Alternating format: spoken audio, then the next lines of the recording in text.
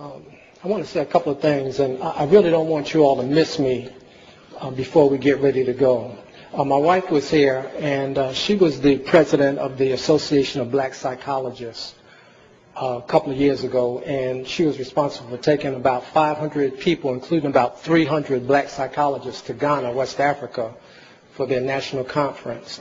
The reason I point that out is because I want to say a couple of things, and I'm going to go out of bounds with what I have to say relative to what we've been talking about.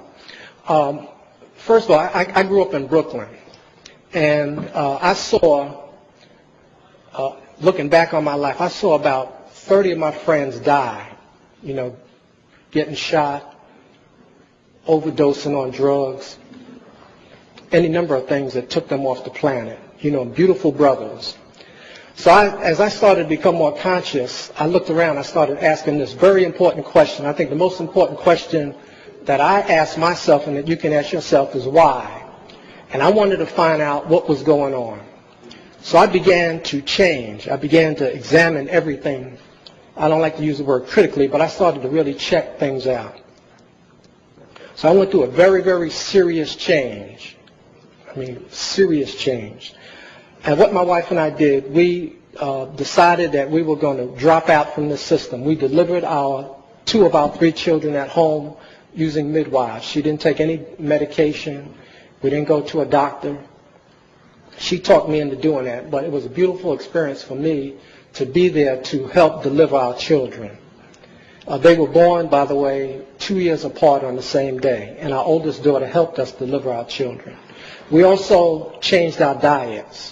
We saw the hospital system was killing our people, so we changed our diets. We have been vegan for about 30 years. That means no meat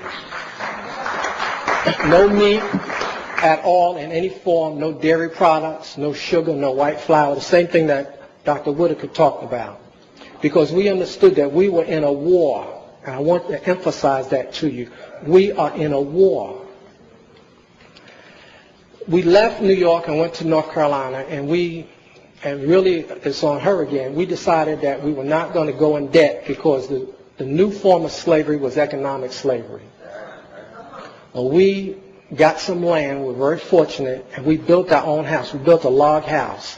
It took us 16 months. We worked night and day, every day for the 16 months. And she was out there with a chainsaw in the cold and the rain, and we worked and we built the house so we would not have to give white people any money. I taught on the college level for a number of years at a so-called black college, and I'm down against black colleges. I'm going to tell you straight up, because some of the madness that's going on in these schools. But what I want to say is that there are 2 things going on the planet now. One is that when white people came to us and said, we're going to free you, we're going to emancipate you from the plantation, what they did was extended the boundaries of the plantation and made it an international plantation. Made us think that we were free. In addition to that, they made every white person on earth a plantation master or owner.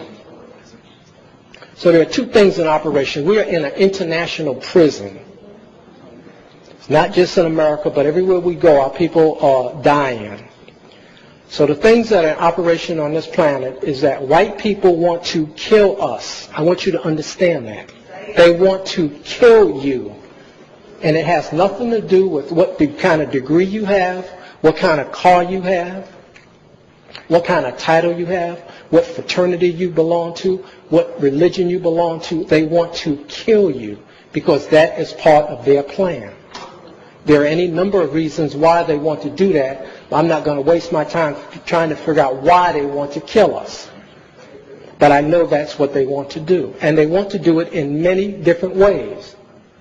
Psychological, economic, cultural, spiritual, social, and biological, chemical, electromagnetic. They want to kill you.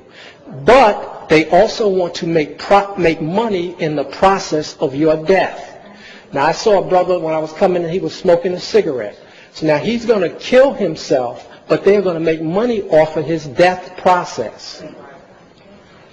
The other thing is that they want us to, if they don't kill us like they tried to kill the brother by beating him up in New Orleans, if they don't kill us that way, or shooting like they killed the brother in Cincinnati, or like they killed Malice Green in Detroit, or like they killed Greenwich up in Pittsburgh, if they don't come out right and kill us straight, they want to get us to kill ourselves. Now, these are the only two operations on the planet. The other thing is that there's only one nigger on the planet. I never use that word. This is the first time I've used it. I don't even think that word. But there's only one nigger on the planet. And the nigger that's on the planet is the one that is destroying the water, the one that's polluting the air, the one that is exploiting people and resources. And the only nigger on the planet is the white man and the white woman. And then our people are not niggers. We are imitation niggers. Now, what we have to do is we have to devise a system or a plan for ourselves. And I said earlier that each one of you is a system.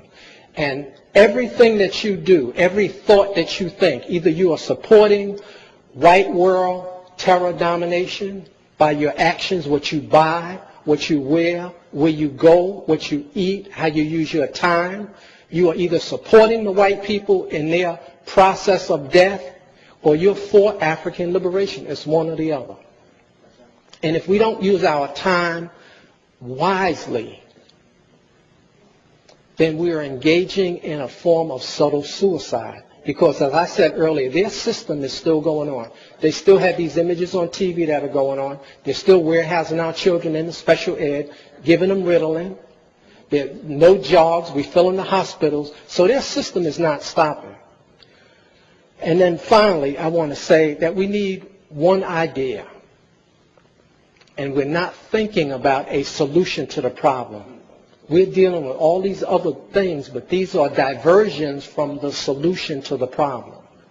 And we have to start to think about a solution to the problem so that these young brothers and sisters who are here now, who are 15, 16, and 17, are not here 25 years later talking about these same problems. Now, how do I know that the white people know that we are going to come up with a solution to the problem? I know it because they have retina scans, they have what they call racial profiling, DNA banks, and they're monitoring our people to try to prevent the one person from coming up with the one idea.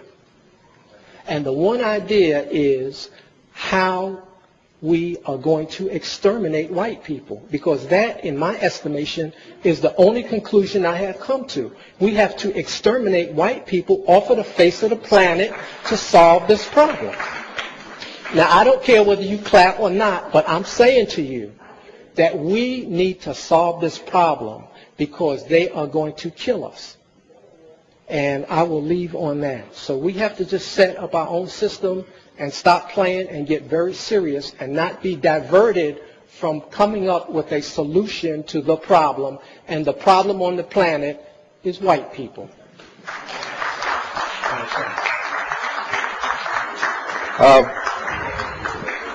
Be hard to follow that one. You can get as black as you want. I don't know if you can get that. Some elder. Every one of us will die. And every one of us who's black will be faced by our ancestors who were slaves. And the first question they're going to ask us is, what did you do with your freedom to free other black people? But not going to ask us, did white people kill us? Because white people killed them. Ladies and gentlemen, we don't have time for racial fanaticism. We are in a country that is trying to destroy us in every way possible, and we must use every weapon that we can think about, and we must create new ones. But in the interim between if your lifespan is not spent empowering yourself politically, economically, and psychologically, then don't blame white people, because the only person guilty is you. I laid out a plan. And some would say, well, that's a digression.